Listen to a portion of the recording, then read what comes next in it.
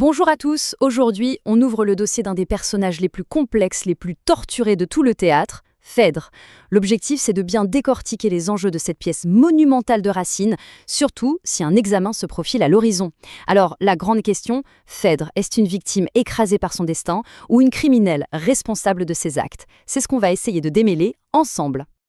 Alors, pour planter le décor, on est à Trézène, en Grèce antique. Voilà Phèdre, c'est une reine, c'est l'épouse du grand héros Thésée, mais derrière cette façade royale, en réalité, elle est complètement consumée par un secret, une flamme si noire qu'elle préférerait mourir plutôt que de l'avouer. Et voilà, on est en plein dans le mille. C'est exactement ça, le paradoxe qui fait de Phèdre un chef-d'œuvre. Elle n'est pas juste gentille ou méchante, elle est les deux.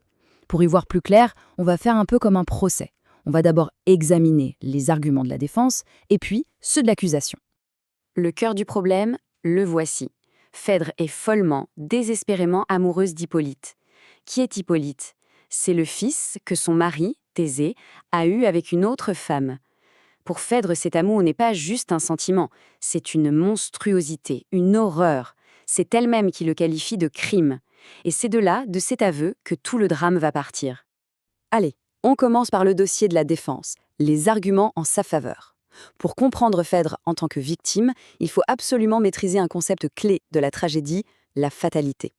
C'est l'idée qu'une force supérieure, un destin, dicte tout, et que les humains, au fond, ne sont que des jouets entre ses mains. Écoutez bien les mots qu'elle emploie ici, c'est crucial. Phèdre ne dit pas « je suis amoureuse », non. Elle se décrit comme une proie. Vous voyez, elle se voit comme la victime d'une chasse, une chasse menée par Vénus, la déesse de l'amour elle-même. Sa passion n'est donc pas un choix personnel, c'est une attaque divine qu'elle ne fait que subir. Et cette attaque des dieux, ce n'est pas un hasard. En fait, c'est une vieille histoire, une sorte de vendetta familiale. Son grand-père, qui est le dieu soleil, a un jour dénoncé les amours secrètes de Vénus. Pour se venger, la déesse s'acharne sur toute sa famille. Sa mère, Pasiphaë, a été maudite au point de tomber amoureuse d'un taureau, ce qui a donné le Minotaure. Et Phèdre, eh bien, elle hérite de cette malédiction. Son amour pour Hippolyte n'est que la suite logique de cette vengeance divine qui la dépasse complètement. Le point central de la défense, il est là. De ce point de vue, Phèdre n'a aucun libre arbitre. Elle est née maudite, point.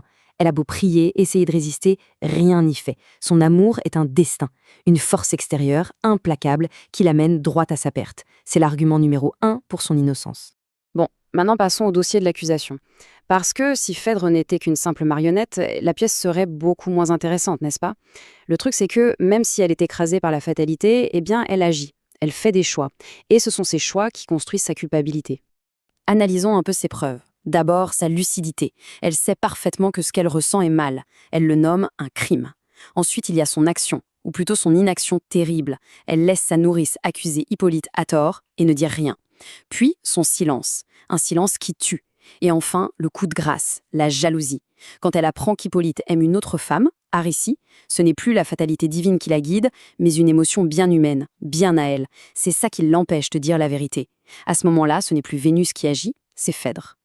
Et d'ailleurs, Phèdre est complètement consciente de sa faute. Elle le dit elle-même avec des mots terribles. Elle ne met pas tout sur le dos des dieux. Non, elle assume être coupable de 2 crimes, l'inceste par le désir et l'imposture par le mensonge. C'est un poids qu'elle reconnaît porter elle-même. Alors, au final, victime ou coupable? En réalité, la question est une sorte de piège. Toute la grandeur du personnage de Racine, c'est justement de ne pas pouvoir trancher. C'est cette tension permanente entre la fatalité qui l'écrase et la culpabilité qu'elle assume qui la définit.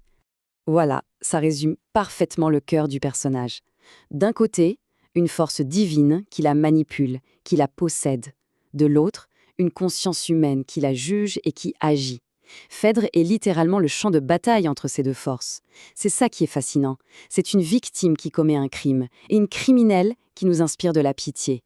Et la meilleure conclusion, c'est l'auteur lui-même qui nous la donne. Dans la préface de la pièce, Racine nous explique tout. Pour lui, le héros tragique parfait, ce n'est ni un saint qui souffre pour rien, ni un monstre qui mérite ce qui lui arrive. C'est un personnage entre les deux.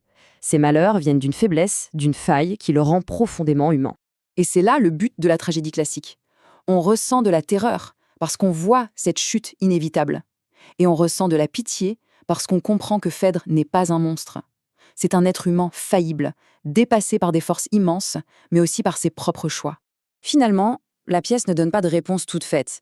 Elle nous laisse avec cette question en tête. Et c'est peut-être ça le génie de Racine, nous montrer que la frontière entre subir son destin et le fabriquer soi-même est parfois incroyablement fine. C'est une question qui, je crois, continue de nous hanter bien après que le rideau est tombé.